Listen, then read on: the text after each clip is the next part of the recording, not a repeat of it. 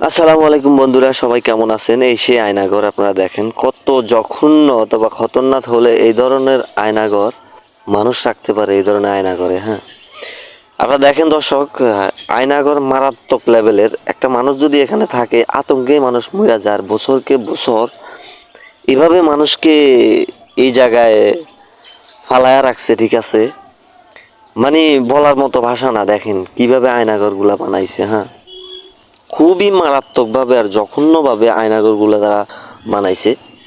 আর এখানে যদি কোনো হাওয়া বাতাস আলো কিছুই নাই, ঠিক আছে, এই আয়নাঘরে মারাত্মক লেভেলের আয়নাঘর।